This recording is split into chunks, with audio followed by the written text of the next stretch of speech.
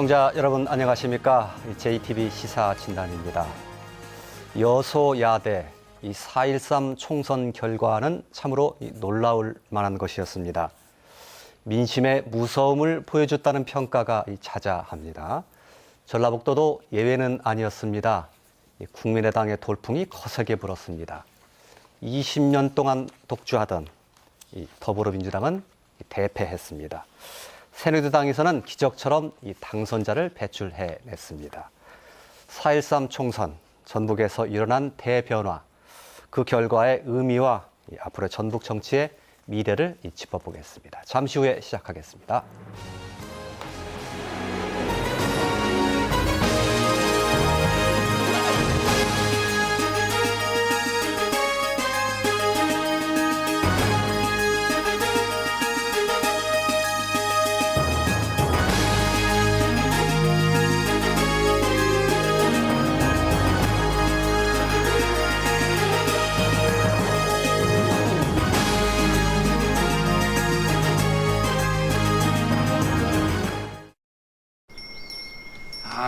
날씨 좋고, 진짬뽕 좋고, 진짜 맛있다. 오뚜기 진짬뽕. 비 오니까 또 생각나네. 네, JTB 시사진단 오늘은 이 4.13 총선 결과를 분석해 보도록 하겠습니다. 그럼 먼저 오늘 함께해 주신 분들 소개하겠습니다. 20년 만에 기적을 일궈냈다는 평가가 있더군요. 새누리당 전주을의 당선자이신 정운천 당선자 모셨습니다. 안녕하세요. 정운천 감사합니다. 예, 고향에서 화려하게 부활했다고 합니다. 전주평 국민의당 정동영 당선자입니다. 안녕하십니까. 정동영입니다. 이경재 전북일본 객원 논설위원 함께해 주셨습니다. 네, 안녕하십니까. 전주대학교 행정학과 임성진 교수 함께해 주셨습니다. 네, 안녕하십니까.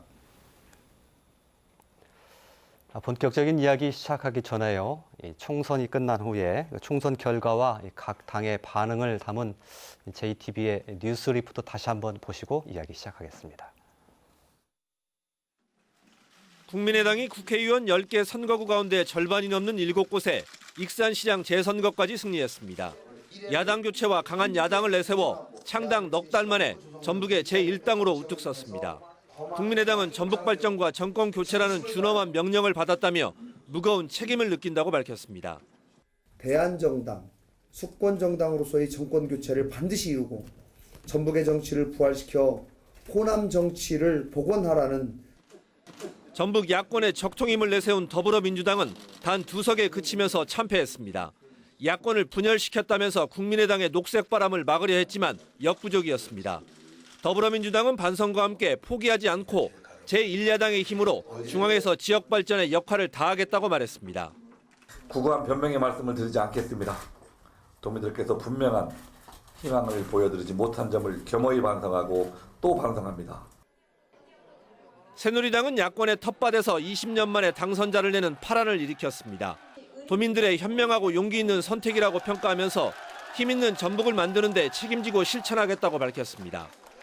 이번 정운천 후보의 승리는 도민 여러분의 승리이고 서해안시대 경제 중심 도시로 만들어달라는 도민들의 열망이 모인 것입니다. 정당 득표율에서는 국민의당이 42.8%를 얻어 32.3%인 더민주보다 10%포인트 많았습니다. 새누리당은 7.6%를 기록했습니다. 네, 토론 시작하겠습니다. 총선 결과 요약한 화면 보셨는데요. 본격적인 이야기 시작하기에 앞서서 여러 번 그 매스컴을 통해서 말씀은 하셨겠지만 두 분의 당선자 나와 계신데 어려운 선거 과정 거치셨고 또 당선의 소회 남다르실 것 같아서 당선 뭐라고 할까요? 유권자들에게 하시고 싶은 말씀 한 분씩 듣고 이야기를 진행하는 것이 순서일 것 같습니다. 어느 분께서 먼저 하시겠습니까? 먼저 하시죠. 예, 정동영 당선자 먼저 하시겠습니다. 예, 상처를 입고 돌아온 저의 손을 잡아주시고 또 품에 안아주신 전주 시민 여러분께, 덕진 구민 여러분께 무한한 감사를 드립니다. 작은 일로 잘하는 정치하겠습니다. 동네 일도 잘 챙기는 일 잘 하겠습니다. 그동안 많이 서운하신 핵심이 중앙 정치한다고 뭐 손목 잡아본 일도 없고 도통 볼 수도 없었다. 또 이런 말씀들 많이 하셔서 정말 보따리 싸갖고 이제 내려와서 여기 집 짓고 살면서 365일 여러분과 함께 하겠습니다. 그랬더니 아니 그렇게 하면 어떡하느냐, 올라가서 또 중앙정치도 해야지 이렇게 걱정하시는 분이 있습니다만, 그러나 정치의 기본은 뿌리에 있다고 생각합니다. 뿌리와 함께 하는, 함께 울고 웃고 그러면서 막힌 데 뚫고 또 가려운 데 긁고 하는 정치의 근본부터 충실하게 다시 시작하겠습니다. 초선이 됐다는 그런 심정으로 열심히 하겠습니다. 예. 중앙과 지역을 오가면서 큰 일, 작은 일 마다 않고 열심히 하시겠다는 그런 말씀이셨던 것 같습니다. 정운천 당선자께도 말씀 부탁드립니다. 전주에서는 32년 만에 저를 당선시켜 주셨습니다. 이것은 전주 시민의 위대한 선거 혁명이었습니다. 7년 동안 한 분 한 분 만나서 서로 대화를 하고 소망과 꿈을 제 가슴에 안았습니다. 정말 이제는 민주당만 갖고는 안 된다. 바꿔봐야 된다. 정말 일 잘하는 사람 하나 보내보자. 그러한 도민 시민들의 마음이 움직였습니다. 또 제가 쌍발통을 주장을 했는데 이제 꽉 막힌 중앙 통로 한번 열어봐라. 그래서 중앙에 예산도 가져오고 한번 낙후된 전북 한번 살려봐라. 그러한 의미로 새누리당의 지지율이 그렇게 낮은데도 불구하고 저에게 정말 당선을 기회를 주셨습니다. 정말 감사드리고 그 감사함의 보답으로 정말 막힌 중앙 통로 열어서 전북 발전에 모든 노력을 다할 것입니다. 감사합니다. 예. 자, 본격적으로 토론을 좀 시작하죠. 지금부터는 좀 냉정한 그 토론 총선 결과에 대한 분석이 좀 있었으면 좋겠는데, 이번 선거를 그 짧게 요약하자면 국민의당의 선전, 그리고 더민주당의 참패, 압승, 국민의당의 압승, 또 더민주당의 참패, 이렇게 요약할 수 있을 텐데요. 이런 결과에 담긴 민심의 뜻이 무엇이냐, 이걸 이제 헤아리는 게 가장 중요할 것 같습니다. 일단 그 두 분의 패널들께서 먼저 좀 한 분석을 해주시고 우리 당선자 얘기를 한번 들어볼까요? 예. 네, 총선 결과를 놓고 보면은 참 민심이 무섭구나 하는 걸 느끼게 됩니다. 다수의 침묵하는 그 국민들, 유권자들이 이렇게 있지만은 결국 표심을 놓고 보면은 철저하게 응징하는 선거는 심판이라고 하지 않습니까? 심판을 했는데 그게 아주 그 적확하고 올바른 그 심판의 결과가 나타나는데, 예컨대 더 민주에 대해서는 20년, 30년 텃밭을 제공해 줬지 않습니까? 그런데 그 기능을 다 하지 못하고 뭐 야당성도 회복하지 못하고 또 선거 때마다 패배했지만 또 책임도 지지 않고 또 특히 호남에서는 20년, 30년 계속 몰아줬습니다. 그런데 지도부에서 소위받고 홀대받고, 그래서 심지어는 호남이 과연 하청기지냐 이런 비판이 있었고요.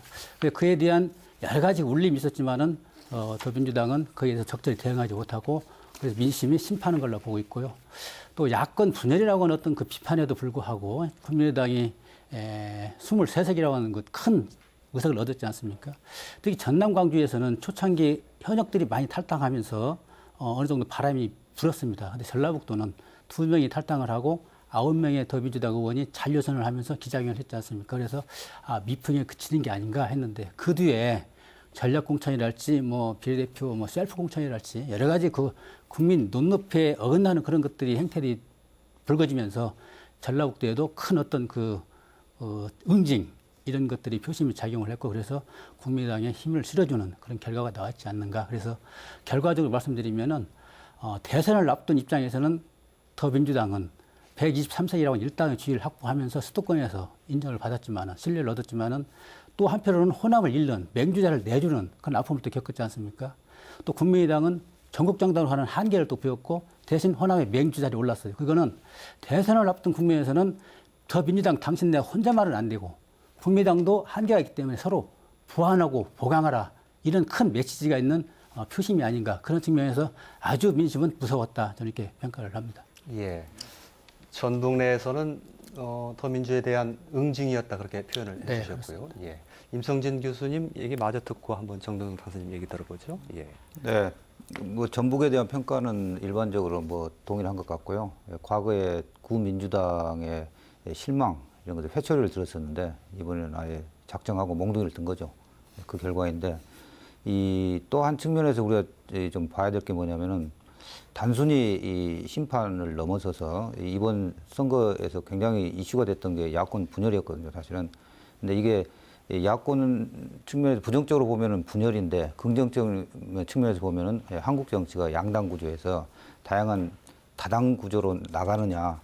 사실 전문가 내에서도 그런 논란은 이미 오래전부터 있었습니다. 근데 정치권에서 이게 이제 민심을 통해 가지고 그런 변화가 일어났던 건데 사실 특히 이제 전라북도 같은 경우 정당의 경쟁 구도가 필요하다는 민심이 확인된 거거든요. 그러니까 국민의당이 이번에 비례대표에서 전국적으로 두 번째 높은 비슷적으로 더민주보다 이제 높은 비율인데 그리고 전라북도는 거의 뭐 지금 43% 정도 나왔으니까요.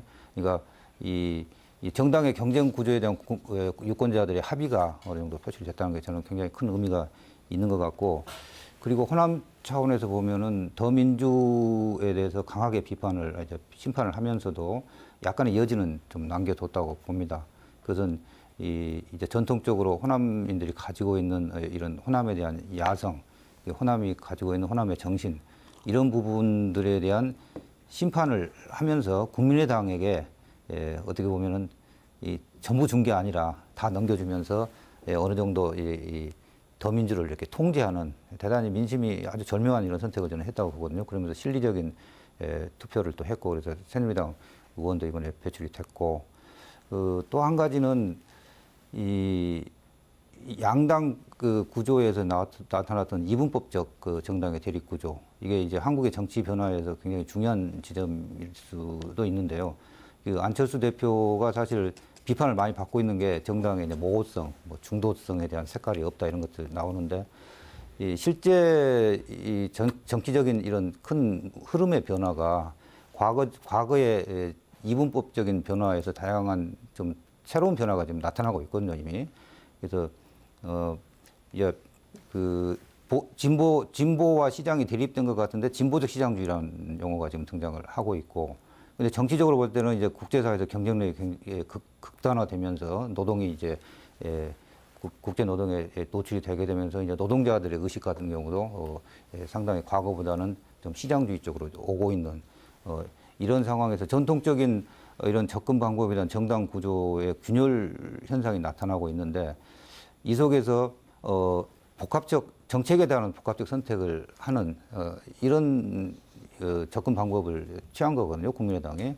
그래서 이런 부분이 특히 호남 지역에서 이렇게 어느 정도 동의를 받았다는 것은 향후의 정치가 새로운 방향으로 발전하는 데 있어서 굉장히 중요한 전환점을 갖는 것이 아닌가 그렇게 생각합니다.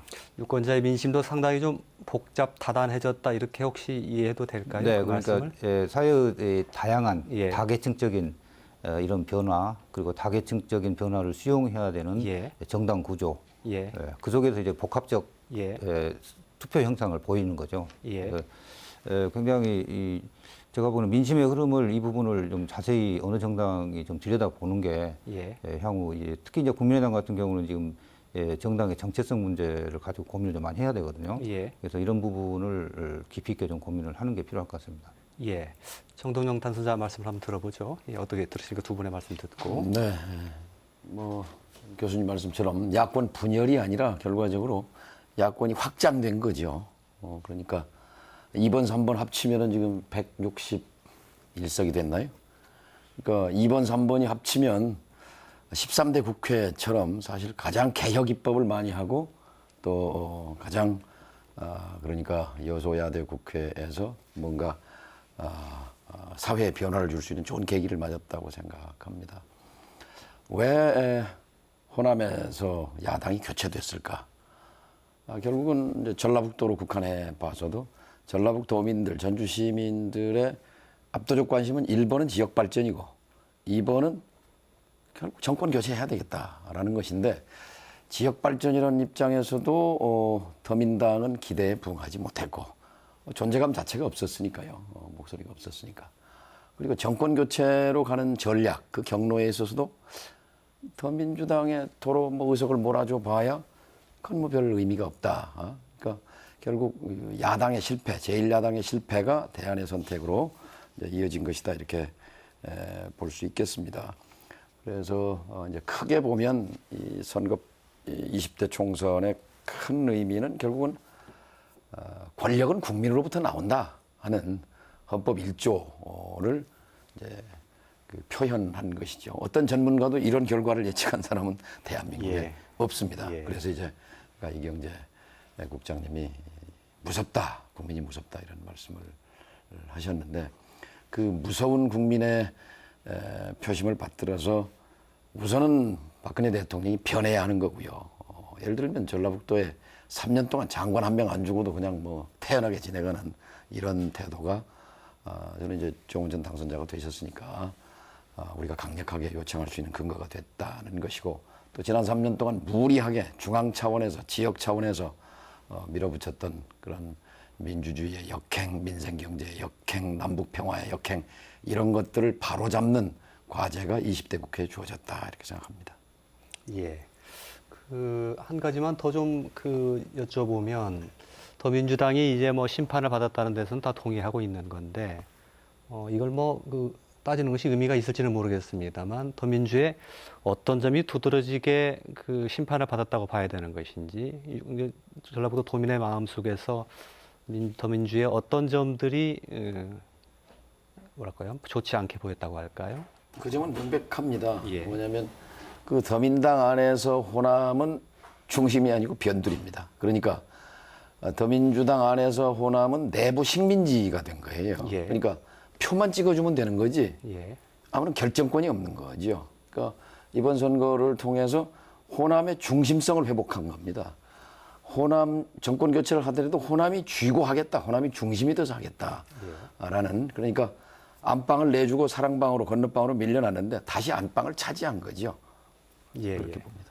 같이 동의하십니까? 네, 그렇습니다. 그런데 연장선상에서 말씀을 좀 드리면은 거기까지는 동의하고 옳다고 저는 믿습니다. 좀 하층 기지가 됐느냐, 무서운 줄 알라 해서 민주당이 행동으로 민주당 사람들이 상당히 똑똑하고 국회의원들이 역량이 강해요. 근데 대선 패배 보고서를 할지 총선 패배 보고서 다 내놨습니다. 거기 답안이 다 나와 있어요. 패권주의 청산해야 된다, 책임져야 된다 다 나와 있어요. 그걸 다 알고도 행동으로 옮기지 않은 거거든요.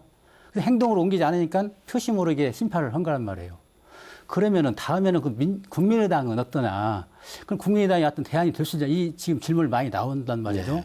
큰 어떤 그 호남의 맹주자리를 얻다 보니까는 그럼 과연 국민의당은 뭐냐? 근데 저는 거기까지 아직 가기는 좀 이르다고 보고요. 일단은 더민주에 대한 비판 연장선상에서 정치적 대체제로서 가능성을 좀 보고 있는 거 아닌가 그런 선상에서 이해를 좀 하는 게 옳겠다 싶은데 글쎄 이제 여기 계시니까는 앞으로 할 일이 많고 저희가 또 주목하는 부분은 아까 정체성 얘기를 하잖아요. 국민당 내부에 당선된 분들이 거의 그 대표급들이 많아요. 뭐 우리 정 의장님 계시죠. 예. 안철수 대표 계시죠. 천정배 의원 계시죠. 중진 의원이 박주선 많죠. 예. 의원 뭐 또 여러 박지원 의원까지 과연 이게 화학 반응을 일으키면서 잘 굴러갈 수 있겠느냐. 특히 이념적 스펙트럼과 관련해서 정 의원님은 상당히 그 합리적 진보를 이제 말씀을 하시고 담대한 진보를 얘기하시는데 상당히 진보 쪽에서도 그 올곧게 나가셨다고 보거든요. 근데 안철수 대표 같은 경우는 진보이면서 어떤 중도에 가깝고 또 합리적 어떤 보수 이런 틀까지도 좀 넓게 아우르고 있는 지금 스펙트럼을 보이고 있단 말이죠. 근데 천정배 의원 같은 경우는 정의장 의원님하고 좀 비슷한 것 같아요. 생각은 어떤 판단이. 근데 또 다른 분들은 또 달라요. 박지원 의원은 또 다릅니다. 그래서 정책 결정, 의사 결정 할 때 과연 이게 어떻게 그 조율하면서 잘 굴러갈지 그 대목을 좀 빠른데 염려하는 분들이 좀 많이 있거든요. 예. 그래서 뭐 별로 걱정 안 하셔도 될 것 같아요. 왜냐하면 한 당에서 또 이렇게 호흡을 맞춰봤고 기본은 국민 이익이라는 그 기준점에 맞춰서 이렇게 조화를 이루는 수 있을 것 같습니다. 그러시면 정치적 대체제로서 믿어도 신뢰해도 좋다 이제 그런 말씀. 예, 한번 기대해 보십시오. 예, 정운정 단수께서도 하실 말씀 있으신 모양입니다. 있죠. 예, 마시죠. 예. 제가 7년 동안 이 현장에 와서 계속 한 분 한 분 만나서 이렇게 지역장벽을 깨고 지역장벽 안에 프레임을 이걸 극복하지 못하면 전북 발전의 미래가 없다 하는 걸 계속 주장을 했는데 드디어 이번에 민주당을 완벽하게 심판한 거예요. 그러니까 아까 정동영 의원 말씀대로 계속 몰표를 주고 또 당선 하다 보니까 굉장히 경쟁력이 떨어져서 민주당의 존재감이 없어져 버렸지 않습니까? 그러니까 이번에 아주 과감하게 심판을 했는데 심판해서 새누리당으로 오면 참 좋은데 새누리당까지는 못 왔어요. 그러니까 국민의당이 선택을 받을 수밖에 없었다. 그런데 중앙은 또 새누리당이 오만으로 해가지고 정말 국민이 무섭다는 것을 처절하게 느꼈는데 다만 이번에 전북에서 그렇게 새누리당을 심판함에도 불구하고 저를 선택해 주신 그 의미는 이제 더 이상 전라북도가 민주당만 갖고는 안 되겠다. 이제 중앙에 꽉 막힌 통로 하나 열어서 제대로 사람 하나 보내가지고 전북 발전을 좀 시켜봐야 되는 거 아니냐 하는 그 의지가 담겨 있는데 그게 제가 아마 5, 6년 동안 계속 함께 이렇게 여러 가지 현안들을 풀고 일을 떠나지 않고 하다 보니까 그게 겹쳐서 32년 만에 어떤 기적을 이루어 주셨지 않느냐 이렇게 생각이 그거는 돼서. 우리 새누리당에서 오랜만에 이제 당선자가 나온 그 의미를 좀 짚어주신 것 같고요. 정동영 당선자께 좀 보충해서 그 질문을 드리면 그동안 더불어민주당에서 호남은 변방이었다 이렇게 말씀하셨는데 그 점이 상당히 심판받았다면 그러면 그건 친노 이른바 패권주의 그것이 굉장히 심판의 대상이었다 이렇게 해석할 수 있는 겁니까? 그렇습니다. 그러니까 친노 패권주의의 폐해 중에 하나는 호남을 이제 그 패배주의를 전염시킨 거거든요. 그러니까 호남 주체성을 약화시키면서 호남 필패론. 제가 주역이기도 장본인이기도 합니다만 정동영 봐라. 호남 후보 내세웠더니 안 되지 않느냐. 근데 알고 보니까 사실은 이번에 텔레비 토론, 라디오 토론 뭐 등 8, 9번 있었어요. 그러면서 계속 등장하는 것이 이제 위키리크스 비밀 전문 폭로 뭐 이런 부분이에요. 근데 처음 귀가 열렸다, 처음 들었다 하는 분들을 참 많이 봤어요. 무슨 얘기냐면, 호남 갖고 안 된다고 하더니 그들이 한 일이 있었구나. 그러니까 2002년 노무현 후보가 대선 후보가 됐을 때 호남은 김대중 후보보다 더 압도적으로 95% 몰표를 줬는데 5년 뒤에 전북 사람 정동영이가 후보가 됐을 때는 그들은 일제히 등을 돌렸습니다. 이명박 후보에게 가거나 문국현 후보에게 갔습니다. 그 내용이 폭로된 거거든요.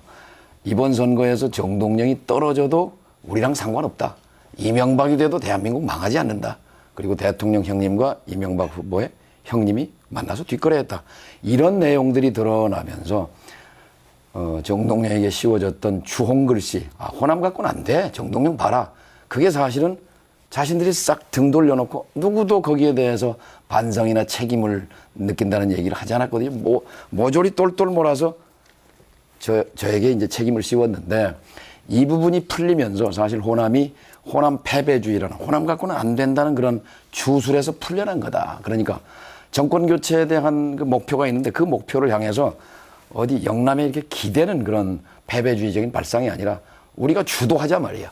후보를 선택하더라도 노무현 후보도 호남이 선택한 거거든요. 그런 호남의 중심성, 호남의 주체성을 회복해서 자 적어도 새누리당은 영남이 주인이지만 야당은 호남이 주인이다. 라는 그런 부분을 이번에 분명히 한 것이 더민주당의 몰락, 호남에서의 그리고 국민의당이 새롭게 일어선 핵심이다. 저는 그렇게 봅니다. 예. 친노 패권에 대한 얘기는 나중에 또 혹시 좀 얘기가 좀 나올 기회가 있을지도 좀 모르겠습니다. 정운천 당정자께서 이제 야당만 가지고는 안 된다. 여당에서도 일을 할 수 있는 일꾼이 필요하다라는 민심이 드러났다. 이렇게 당선의 의미를 말씀을 해주셨는데, 그럼에도 불구하고 이제 한 명만 당선된 것이 조금 아쉬운 점도 있고요. 다른 선거구 정운천 당선자를 제외한 다른 선거구의 그 새누리당 후보들의 득표율은 사실 그리 높다고 볼 수는 없거든요. 그리고 비례대표의 득표율도 사실 정의당보다 조금 낮게 나왔습니다. 새누리당이. 그런 점에서 이게 이번에 뭐 영남 지역에서도 더민주 당선자가 꽤 나와서 지역주의의 균열 이런 얘기가 나오고는 있습니다만 전라북도에서도 이 지역 균열의 조짐이 있다 이렇게 해석할 수 있는 것인지 어떻게 보시는지요? 제가 보기에는 19대 총선보다 더 지지율이 저를 이외에는 떨어졌어요. 예. 그거는 이제 민주당, 더민주하고 그다음에 뭡니까 국민의당 이게 경쟁 체제 하에서 샌드위치 같은 그런 형국이었는데 그럼에도 불구하고 이 전주 의뢰에서 정운천을 선택을 했어요. 그러니까 지역주의 극복에 하나의 씨앗을 뿌려놓은 거지 지역주의가 극복되는 어떤 다변화된 어떤 그 환경이랄까 이런 건 아직 안 만들어졌다. 저는 이렇게 보고요. 그래서 이번 4년 동안에 제가 어떻게 국민들 앞에, 도민들 앞에 행동하고 실천하느냐, 얼마나 신뢰를 받느냐에 따라서 그 지평이 확대될 거라고 보고요. 제 임무가 지금 막중하죠. 막중하고 지금 제가 보기에는 아까 정동영 의원께서 여기 호남의 중심이 돼야 되고 영남의 중심은 새누리당이 돼야 된다는데 저는 그걸 깨보고 싶은 거예요.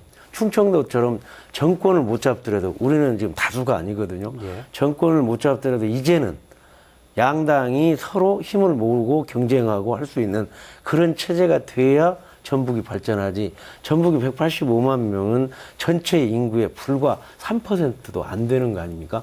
그렇기 때문에 우리가 이제는 좀 지혜롭게 우리의 이익을 찾고 이장 저당의 어떤 영향력을 발휘할 수 있는 그런 개념을 잡아서 이제는 정당 정치. 지금 현재는 정당 정치 실종입니다. 한 당만 있으니까. 그래서 진정한 정당 정치는 양당이 경쟁하고 거기에서 책임을 지는 그런 정치 문화가 만들어져야 되는데 그게 인재다 비로소 첫 출발점이다. 저는 이렇게 봅니다. 왜냐하면 인재 뭐 이렇게 다당으로 이렇게 만난 적이 한 번도 없대요. 지금까지. 우리 일당 독주로 그냥 갔으니 무슨 재미가 있겠어요.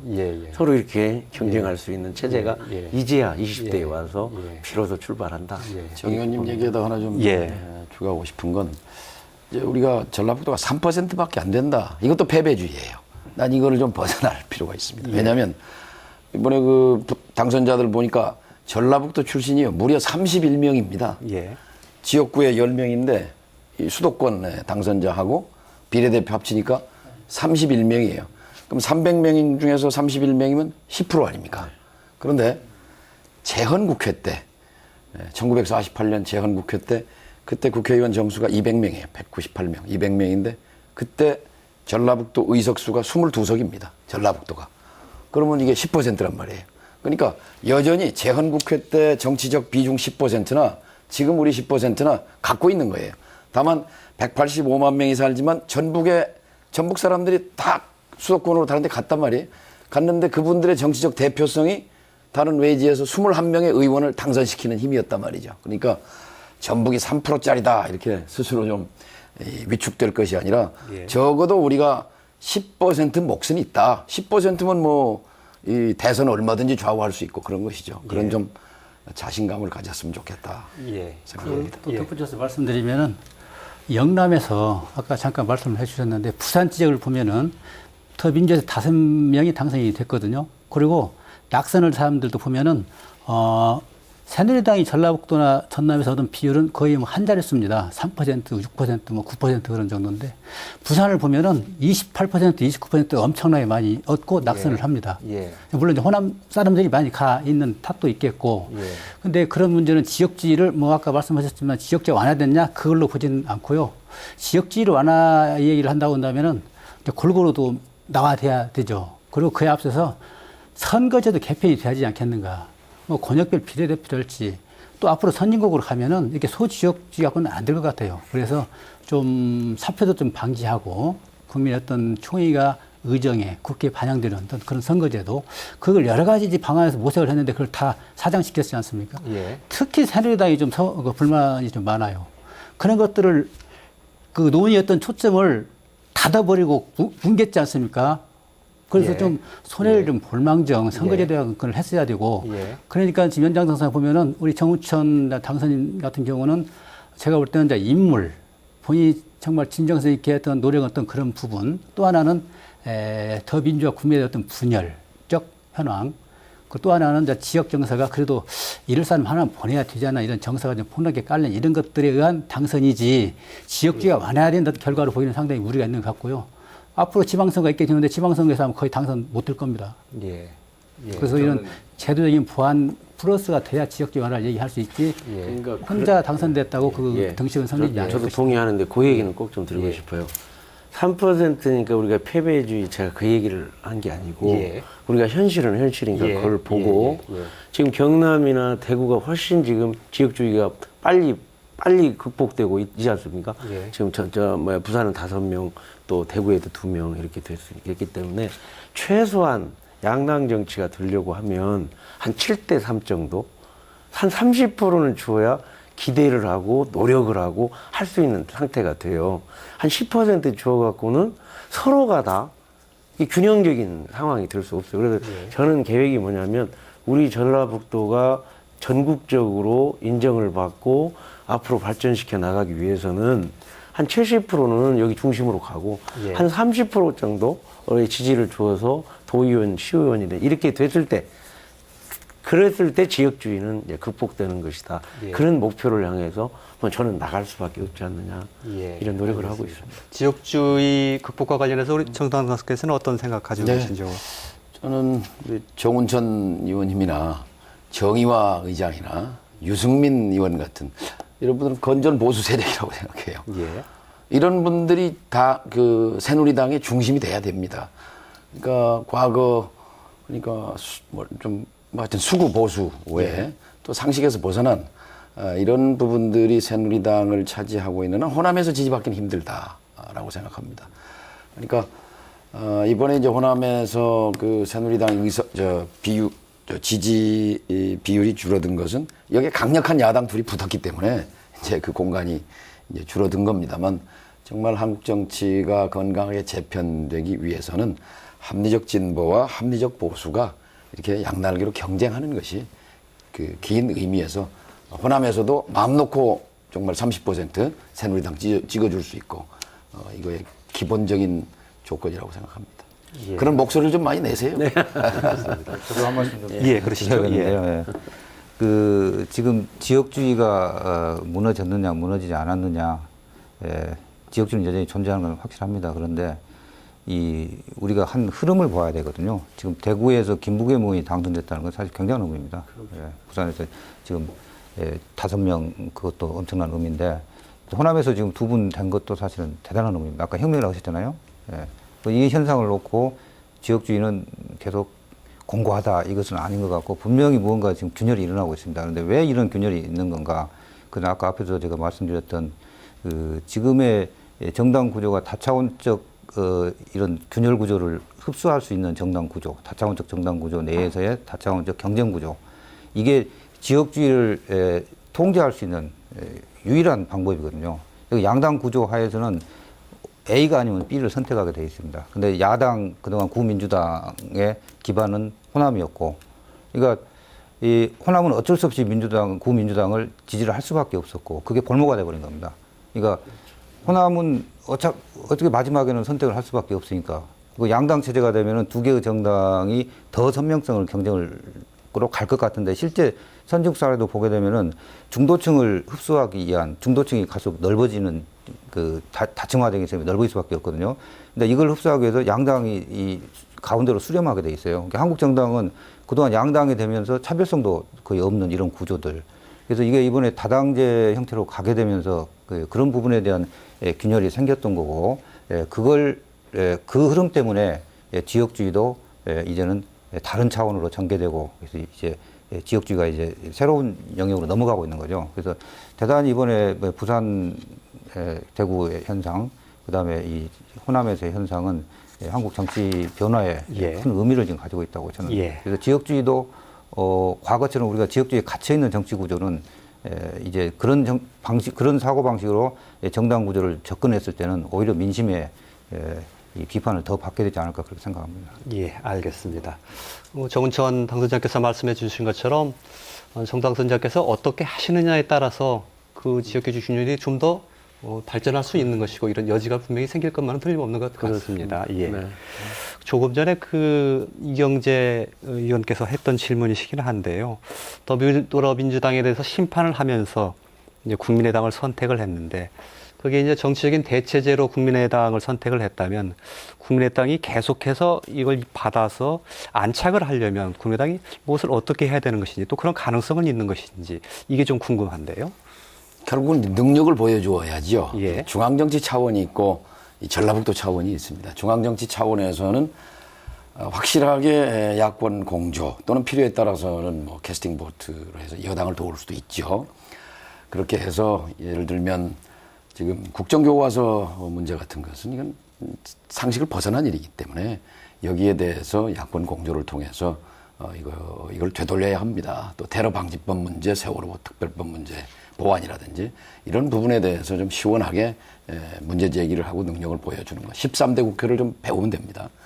지역 정치 차원에서 이제 국민의당이 자 4년 동안 11명 다 한 당이었는데 아무것도 못했어요. 또 예산 증가율이 17개 시도 가운데 꼴찌였단 말이죠.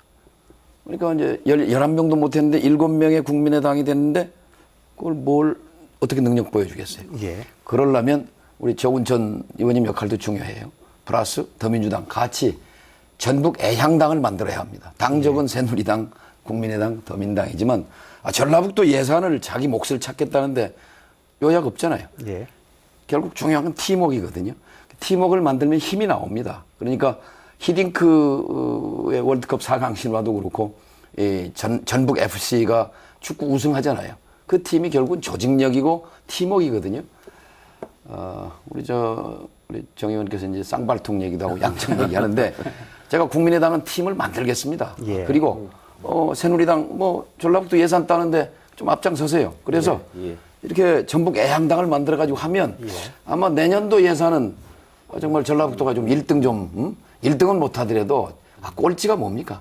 예. 그래서 엊그제 그 도에 가서 이제 기자회견하고 송하진 지사하고 차담하면서 바로 제기했어요. 빨리 이 정운천 의원, 더민당 의원 합쳐서 10명 당선자들이 국회에 이제 가려면 4월, 5월 한 두세 달 있어요. 근데 그 전에 빨리 다음 주라도 모임을 갖고 밥 먹는 게 중요한 게 아니라 좀 도정 브리핑도 하고 예산 확보 전략을 같이 짜자 말이야. 이렇게 해서 능력을 보여주면 전북 도민들이 그래 더민당 때는 아무것도 못하더니 국민의당이 되니까 중앙정치에도 꽝꽝 목소리 내지 전라북도가 이게 뭔가 변두리가 아니라 중심이라는 거 보여주지 예산도 꼴찌에서 탈출해서 자기 몫을 확실히 찾지 그러면 그게 이제 국민의당이 살아갈 수 있는 길이라고 봅니다. 참 좋은 말씀 하셨는데 전번에 이철승 총재 돌아가실 때 장례식 갔더니 제가 정동영 의원을 만났어요. 그때 제가 제안한 것이 중앙 정치에만 매달리지 말고 지역 발전에 좀 매달려 주시면 적극 서로 협조하자. 제가 그 표현을 했는데 오늘 말씀 들어보니까 진짜 협조될 것 같습니다. 알겠습니다. 이렇게 힘을 알겠습니다. 모아서 예. 전북 발전시키는데 동력을 만든다면 잘할 수 있을 것 같습니다. 정동영 당선자께서는 선거 과정에서 전라북도의 정치 팀장 되겠다 말씀하셨는데 아마 그 연장선상인 것 같습니다. 그 전라북도를 위해서 열심히 뛰겠다는 그 두 분의 이제 포부가 있으셨는데 이제 그럼에도 불구하고 국민의당은 사실 이제 제3당이라는 그런 뭐랄까요 한계 또 새누리당 정운천 당선자 같은 경우는 지금 여당이 사실 참패를 하면서 좀 입지가 약화된 것 이런 것들이 혹시 좀 한계로 작용하지 않을까 하는 그런 우려도 있는데 임성진 교수님이나 이 말씀 듣고 한번 두 분의 말씀 들어보죠. 예. 아마 전라북도에서도 그 정책 간담회를 통해서 아까 정 의원께서 말씀하신 그런 여러 가지 그 미팅 아마 할 계획인 걸로 알고 있고요. 아주 바람직한 말씀을 해주셨고 그래서 3당 체제가 되면서 어떤 갈등, 이해 폭발 이런 건 가는 게 아니냐 서로 입장이 다르기 때문에 그에 대한 이제 우려를 불식시키는 발언을 해주셔가지고 아마 도정이랄지 또 염려하시는 분들 어떤 기회라고 이제 볼 수가 있겠는데 그럼에도 불구하고 이 새누리당은 집권 여당이죠. 또 민주당, 국민의당 다 어떤 정당의 이념 강령이 다 있단 말이에요. 당량에 따른 이해관계가 있을 겁니다. 그래서 정 의원께서는 아까 뭐 교과서 문제랄지 여러 가지 현안들을 도들려야 된다 하지만은 또 이해관계가 다를 경우에는 그게 공조가 되겠느냐. 그래서 이해관계에 따른 어떤 배타적 행사를 했을 때는 판단을 하고 행사를 했을 때는 또 삐걱거리면서 공조가 과연 또 제대로 유지가 되겠느냐. 선택적으로 공조 이건 제가 볼 때는 상당히 어려운 말일 것 같고요. 그래서 좀 자제하고 좀 너그럽게 봐야 될 부분이 당량에 따른 배타적 판단, 정책 결정. 이것만 없으면 잘 굴러갈 것 같습니다. 제가 보기에는. 혹시 임 교수님도 혹시 그 부분에 관련해서 하실 말씀 있으십니까? 죄송합니다. 질문. 그러시죠. 정당 교수님 말씀 듣겠습니다. 그러면. 네. 현재 국민의당이 제3당으로서 한계까지 가셨는데 물론 38석이니까요. 작지요. 작은 당인데 그러나 중요한 건 여야가 여권이 있고 야권이 있는데 야권이 확장됐어요. 근데 여권의 중심은 어쨌든 영남이 중심인데 야권, 야당의 모체는 호남이란 말이죠. 호남에서 압도적 1당은 국민의당입니다. 그리고 의석수는 38석이지만 정당 투표에서는 제1야당이란 말이죠. 그러니까 서울에서 제1야당이 더민당이 아니에요. 그러니까 서울에서의 정당 투표가 새누리당이 30%, 그다음에 국민의당이 28%, 더민당이 25%에 불과해요. 서울에서 앞섰어요. 수도권 사람들이 국민의당을 제1야당으로 선택한 거예요. 부산 사람도 국민의당을 제1야당으로 선택했어요. 대전 사람도 국민의당을 제1당으로 선택했어요. 그러니까 박근혜 정권을 심판하기 위해서 의석은 수도권에서 더민당을 줬죠. 왜냐하면 현역 의원들이고 지명도가 있고 4년 동안 지역을 닦은 위원장들이니까 여긴 전부 신진 세력이고 그래서 머릿수는 더민당이 많지만 정통성과 적통성은 야당의 적통성은 국민의당으로 넘어왔다고 보고 그럼 이 38석 가지고 123석짜리 더민당이 뭔가 하기 위해서는 국민의당 손 잡지 않으면 못합니다. 또 122석짜리 지금 새누리당이 뭔가 법안 하나라도 좀 협조를 받으려면 3당이 다 합의하든지 아니면 국민의당이 도와주지 않으면 안 되기 때문에 아주 강력한 38석이지만 힘은 50%의 힘을 갖고 있다고 봅니다. 어느 쪽을 선택하느냐에 따라서 그 힘을 쓸 수 있기 때문에 굉장히 그 지혜와 또 어떤 능력이 필요되는 대목인데요. 이게 이제 전라북도에 어떤 의미가 있냐. 전라북도가 작고 힘이 없었단 말이죠. 그런데 국민의당이라는 이 38석의 캐스팅 보트, 지렛대 이걸 활용해서 전라북도 이익을 좀 찾자. 이제 대표적인 게 아까 예산 말씀드렸고 또 하나가 인사인데 아니 어떻게 해서 해방 후에 3년, 4년째 전라북도 출신 국무위원이 한 명도 없냐고요. 이거는 상식을 벗어난 일입니다. 그래서 제가 정운천 의원님한테 우리한테 좀 잘하시오. 왜냐? 전라북도 장관 안 내면 요담 개각에 안 내면 우리는 협조 못해. 라고 할 겁니다. 그러면 1순위가 정운천 의원이야. 장관 될 확률이. 그럼 우리가 정운천 의원 장관 시키는 건 박근혜 정권이 아니고 국민의당이 시키는 거예요. 시켜서 다른 거 뭐 우리 부탁할 거 없어요. 전라북도 인사 문제, 예산 문제 이거 좀 앞장서서 국무회의에서 발언하고 하시면 좋겠어요. 그것 답안 하나 드릴게요. 아주 좋으신 말씀했는데 아까 그 국민의당이 캐스팅 보트 지렛대 역할을 할 것이다 동의합니다. 굉장히 중요하죠. 정말 전라북도에 새로운 새바람이 일어나고 있다 이렇게 생각하고요.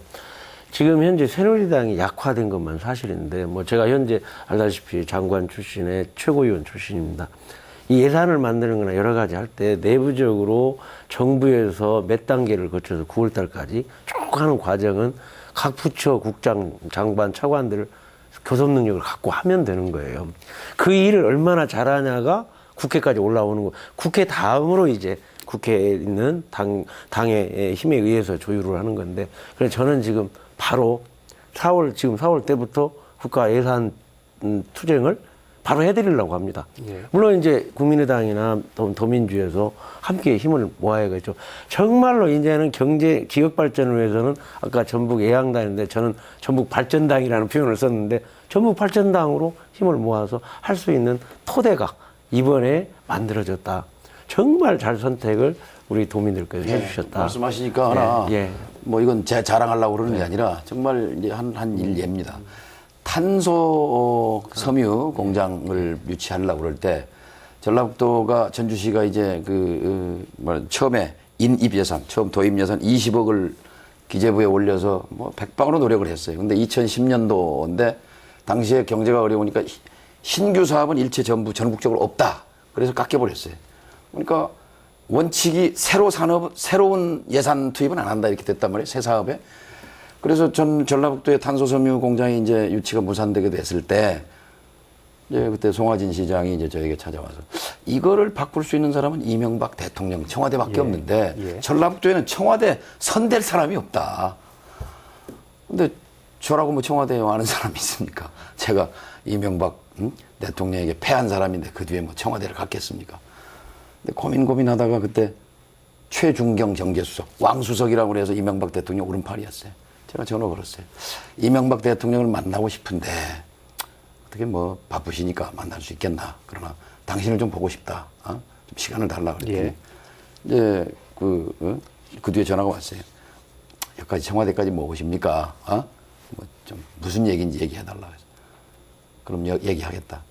정말 내 고향 전라북도가 전국에서 제일 못 사는 동네인데 탄소섬유 예산이 어찌하다 꼭 대통령께 보고를 좀 드려서 예외적으로 신규 사업이지만 좀 할 수 있게 해달라 했더니 며칠 뒤에 대통령께서 해주라고 했습니다. 20억 없어졌는데 50억 해줬습니다. 50억. 그러니까 어떤 면에서는 지금 그래서 새누리당 도지부에서 뭐 성명도 내고 했는데 이명박 대통령이 전라북도에 그건 뭐 해준 건 사실인데 앞으로는 뭐 정상적인 채널이 그런 비선 채널이 아니고 정상적인 채널로 전라북도 사업을 좀 하시자고요. 그러면요. 알겠습니다. 아니 직접 제가 항상 한 얘기가 호랑이 굴에 저를 좀 넣어두시라. 그럼 청와대 또는 정부에서 이런 비선 라인이 아니고 공식 라인이 이제 생겼다 이 말이죠. 그냥 말씀 주시면 제가 오케이 해서 서로 하고 또 못하는 건 말씀드려갖고 또 밀고 이렇게 해서 서로 지렛대 전략으로 알겠습니다. 나갈 수 있다 이렇게 봅니다. 전라북도 발전을 위해서 뭐 여야와 정파를 떠나서 협력하고 도울 건 돕겠다 이런 말씀이셨습니다. 시간이 조금 남았는데 한 가지만 좀 짚고 넘어가겠습니다. 총선이 끝나고 이제 조금 길게 보면 내년 대선이 남아 있는데요. 그 대선까지 이 더불어민주당과 그리고 국민의당 두 야당이 이건 전라북도의 정치 지형과도 상당히 그 밀접한 관련이 있어서요. 굉장히 그 중요한 얘기라서 어떤 그 관계를 유지하면서 갈 것인지 이건 상당히 좀 궁금합니다. 임성진 교수님 어떤 그 예측 또는 바람을 가지고 계십니까? 네, 이번에 선거 결과는 이제 더민주의 문재인 의원과 국민의당의 안철수 의원에게 저는 절반의 승리, 절반의 패배를 안겨줬다고 생각을 하고 있거든요. 그것은 뭐냐면 두 정당 모두 대단히 큰 지금 과제를 가지고 있다고 봅니다. 지금 특히 이제 더민주 같은 경우는 호남을 지지를 사실 잃은 상황이기 때문에 물론 이제 호남이 약간의 여지는 지금 여전히 두고는 있습니다만은 그래서 야당의 지지 기반을 신뢰를 어떻게 회복하느냐 이것은 앞으로 더민주가 나아가야 할 어떤 노선하고도 밀접하게 연결이 돼 있거든요. 지금 사실 김종인 체제 이후에 나타난 여러 가지 현상을 보게 되면은 이 더민주 역시 다당제로 간 상황에서 어느 부분에 자기 정당을 자리매김할 건가에 대한 위치 선정이 안 된 것 같아요. 근데 그런 상황에서 문재인 후보의 위치에 대한 대단한 불안한 이런 동고 상황 그리고 특히 이제 김부겸 의원이 이제 당선됨으로써 당내의 역학관계가 또 굉장히 크게 변화가 되는 상황. 그리고 이제 국민의당 같은 경우는 사실 중도라고 내세웠던 그 내용이 이제 유권자들의 중도는 이 다층화된 어떤 이슈 정책 내에서 그걸 어느 정당이 가장 이 부분을 해소하고 있는가를 선택을 못하는 지점을 우리가 중도라고 하거든요. 그러니까 그 이슈가 정책적으로 해소가 안 될 때는 중도가 넓어집니다. 근데 그 정부가 잘 그걸 해소할 때는 또 중도가 이렇게 적어지는 현상이거든요. 그래서 정당은 중도가 없습니다. 정당은. 그 유권자들이 오른쪽 가면 오른쪽 가고 왼쪽 가면 왼쪽 가고 그럴 수는 없는 거거든요. 그래서, 이제 과거의 이분법적 구조에서 정당이 이데올로기적인 정당 구조로 가는 것은, 이제는 문제가 있다는 것을 이번에 표심에서 나타났기 때문에 국민의당이 어느 지점에서 자기 정체성을 분명히 확보를 할 건가. 저는 그런 부분에서 우리 정동영 의원이 이 국민의당으로 가신 것은 대단히 국민의당 쪽에서 볼 때는 큰 힘이 아닌가 저는 개인적으로 그렇게 생각을 하고 있거든요. 예. 그래서 그런 부분에 대한 당내에서 사실 오늘 두 분이 벌써 이제 전북에 대한 애양당까지 만드시고 아까 무슨 당이 발전당. 발전당까지 만드시고 이 정당이 경쟁이 되니까 이런 현상이 나타나는 거거든요. 예. 그래서 정당 간에 이제 우리가 보면 이제 정당이 다당제가 되니까 갈등이 심화되고 정당끼리 이전투를 하고 뭐 이런 걸 벌써 뭐 생각을 합니다만은 사실은 양당 구조에서 우리가 그런 사고를 못 벗어났기 때문에 그런 거거든요. 실제 다당제 구조가 되는 국가들 같은 경우를 보면은 정당끼리의 이 노선 싸움이 논쟁이 굉장히 심하고 오래 갑니다, 이게. 근데 거기서 나타난 합의는 국민적 합의로 나타나거든요.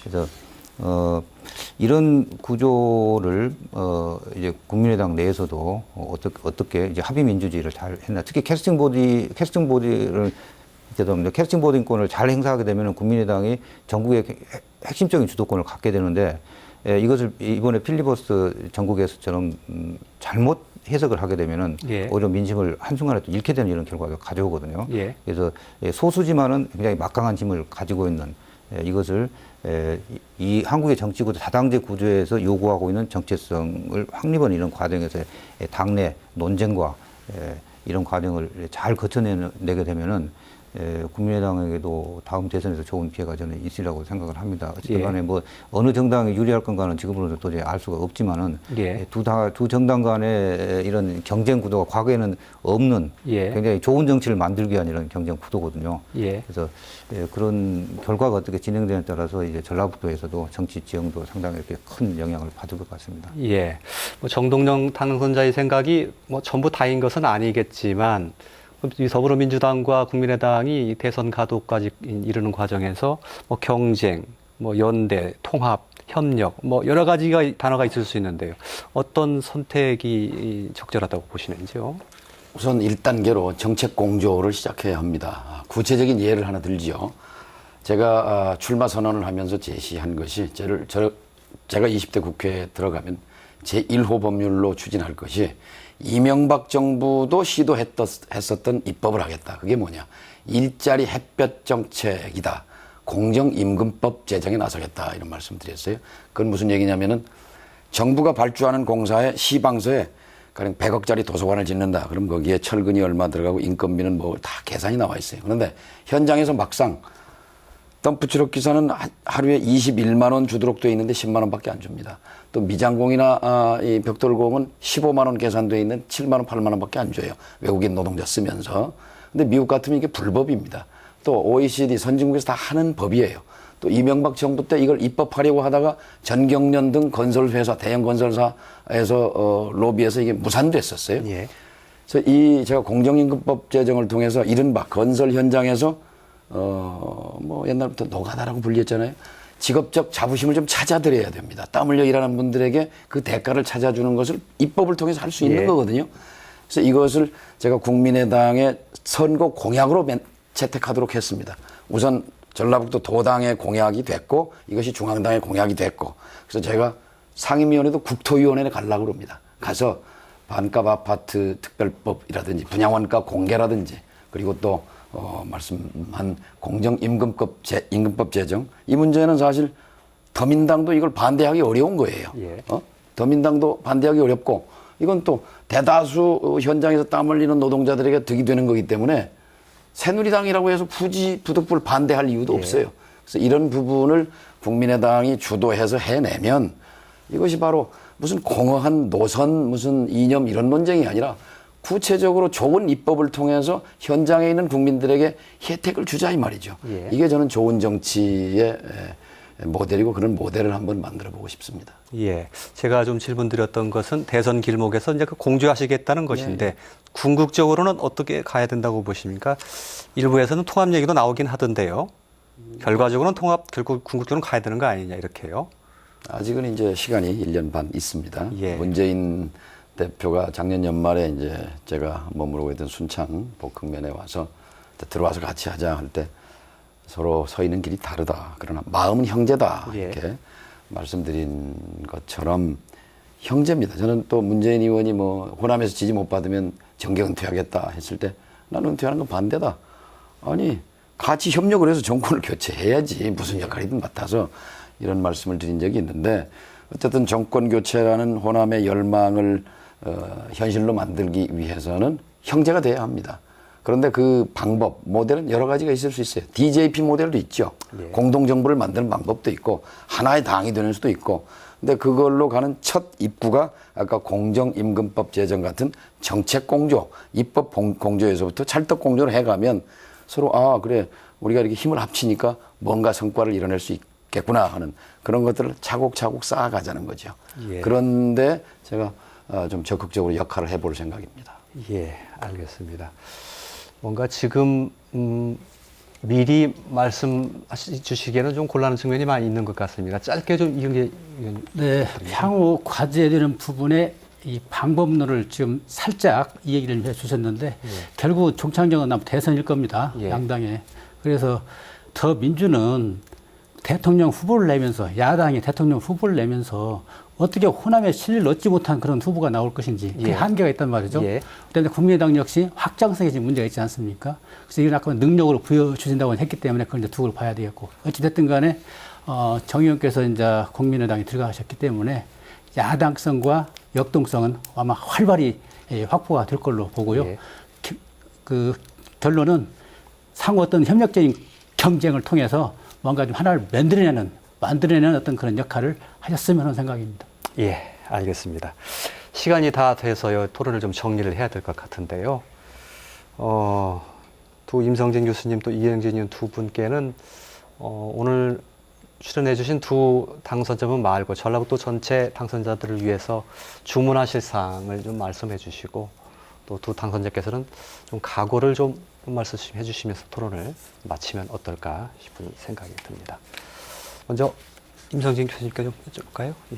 네, 이번 선거가 굉장히 흥미도 많았고 긴장감 있는 선거가 되었는데 사실은 그 내용에 있어서는 그렇게 알찬 선거가 아니었습니다. 그러니까 선거를 통해서 이 정치가 새로운 비전을 유권자들에게 제시를 해야 되는 건데요. 과거 토니 블레어 그 노동당 당수가 이 1997년도죠. 나왔을 때 제3의 길을 제시를 하면서 그것은 영국이 나아간 새로운 길을, 근데 의원 내각제니까 국회의원 선거를 통해서 이제 수상이 된 거거든요. 그래서 이 우리의 향후의 4년 내년 대선 집권 여당이 누가 되느냐, 다수당이 누가 되느냐에 따라서 정치적 흐름이 어떻게 될 건가에 대한 이런 유권자들에게 그림을 우리가 상당히 제시를 못했다는 아쉬움이 있습니다. 그래서 이제 20대 국회 새로운 이 정치 판이 이제 열리게 되는데 이런 부분에 대해서 정말 서민들의 정말 아픔을 담아낼 수 있는 사실 아래로부터의 특히 이제 청년 실업 같은 문제들, 청년 실업 정책을 다 이야기를 했지만은 진정 밑으로부터의 그 아젠다가 사실은 이번에 없었거든요. 특히 이제 복지 문제 같은 경우가 실종이 됐었고, 그래서 정말 다시 한번 밑으로부터의 목소리가 무언가를 듣고 그걸 통해서 새로운 미래를 제시하는 이런 작업이 좀 있었으면은 국민들도 정치에 다시 희망을 줄 것 같습니다. 예, 정책 경쟁이 좀 부족했던 점을 지적해 주셨던 것 같습니다. 이영재 의원님. 네, 선거는 심판이라고 했습니다. 전라북 도민들께서는 정당 간, 국회의원 간 경쟁하는 구도를 만들어 주셨고 또 20년 만에 새누리당 후보를 여당 국회의원으로 만들어 주셨거든요. 이런 새로운 환경에 맞는 어떤 정치 지형이 앞으로 형성이 될 텐데 이 시대에 맞는 핵심은 아마 협치라고 볼 것 같습니다. 그래서 협조하고 조정하고 그런 어떤 기능을 발휘하면서 나갈 때 도민이익, 도국 발전, 정치 서비스가 극대화되지 않을까 그런 측면에서 열심히 노력해 주시기를 기대하겠습니다. 예, 두 당선자께 1분씩 좀 시간을 드려야 될 것 같습니다. 정동영 당선자께 말씀. 예. 네. 제가 처음에 출마 선언 50일 전에 할 때 전북 사람이라는 슬로건을 내걸었습니다. 그 말은 우리 모두가 전북 사람이다. 그리고 전북에도 사람이 필요하지 않냐 하는 이제 그런 뜻이었고요. 그 다음에 선거운동 공식화하면서는 제가 전북의 힘 정동영 이렇게 내걸었습니다. 정부에 정말 필요한 것이 존재감이고 목소리고 힘인데 선거 결과 힘을 주셨습니다. 무슨 힘을 주셨냐면 7명의 국민의당 뿐만이 아니라 새누리당, 우리 정운천 의원님, 더민당 7+1+2 했더니 과거에 11명 전석을 몰아준 것보다 힘이 커졌어요. 예. 이 힘을 가지고 전북 예산을 확실하게 몫을 지키고 따오고 그리고 전라북도의 자존심 그러니까 전북이 더 이상 변두리 취급받지 않고 전북이 한국 정치에 최소한 야당 정치에서는 중심이 되는 그런 정치를 반드시 해내겠습니다. 고맙습니다.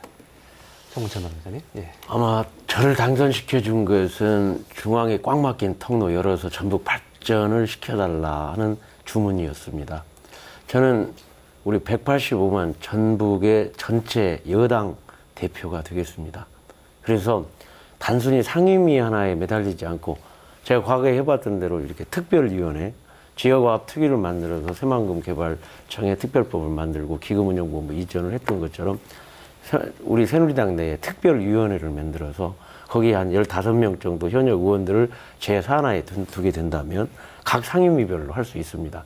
그렇게 해서 전북의 전체 이 산업의 모든 활력을 좀 불어넣을 수 있도록 하고 또 지금 말씀한 대로 우리 더민주 국민의당과 지역 발전을 위해서는 정말 전북 발전당이라는 그러한 슬로건 아래 힘을 합칠 겁니다. 그렇게 해서 정말 국민인 도민이 기대하는 그러한 정치 문화를 꼭 만들어 보겠다. 그렇게 생각합니다. 감사합니다. 예, 고맙습니다.